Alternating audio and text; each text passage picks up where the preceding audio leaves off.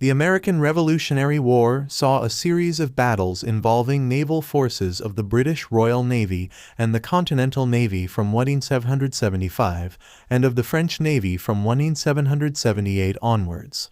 Although the British enjoyed more numerical victories, these battles culminated in the surrender of the British Army force of Lieutenant General Earl Charles Cornwallis, an event that led directly to the beginning of serious peace negotiations and the eventual end of the war.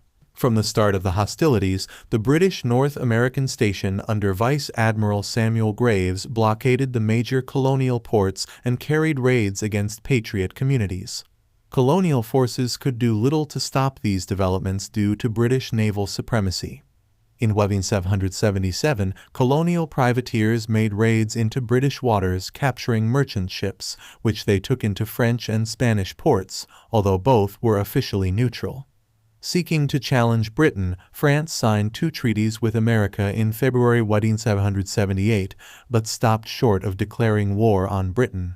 The risk of a French invasion forced the British to concentrate its forces in the English Channel, leaving its forces in North America vulnerable to attacks. France officially entered the war on 17 June 1778, and the French ships sent to the Western Hemisphere spent most of the year in the West Indies and only sailed to the 13 colonies from July until November. In the First Franco-American campaign, a French fleet commanded by Vice Admiral Comte Charles Henry Hector d'Estaing attempted landings in New York and Newport, but due to a combination of poor coordination and bad weather, d'Estaing and Vice Admiral Lord Richard Howe naval forces did not engage during 1778. After the French fleet departed, the British turned their attention to the south.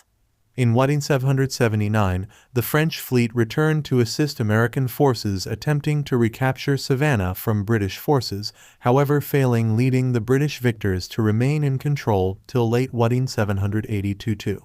In 1780, another fleet and 6,000 troops commanded by Lieutenant General Comte Jean-Baptiste de Rochambeau landed at Newport and shortly afterwards was blockaded by the British.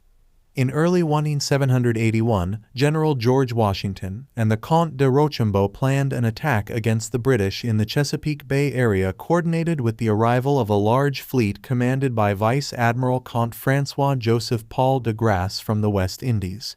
British Vice Admiral Sir George Bridges Rodney, who had been tracking de Grasse around the West Indies, was alerted to the latter's departure, but was uncertain of the French admiral's destination.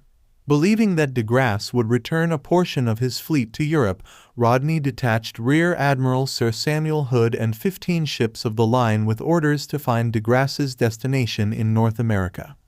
Rodney, who was ill, sailed for Europe with the rest of his fleet in order to recover, refit his fleet, and to avoid the Atlantic hurricane season 3.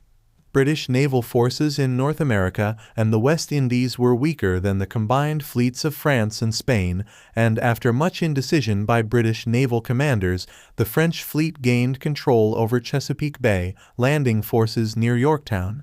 The Royal Navy attempted to dispute this control in the key Battle of the Chesapeake on 5 September, but Rear Admiral Thomas Graves was defeated. Protected from the sea by French ships, Franco-American forces surrounded, besieged, and forced the surrender of British forces commanded by General Cornwallis, concluding major operations in North America. When the news reached London, the government of Lord Frederick North fell, and the following Rockingham Ministry entered into peace negotiations. These culminated in the Treaty of Paris in 1783, in which King George Roman III recognized the independence of the United States of America.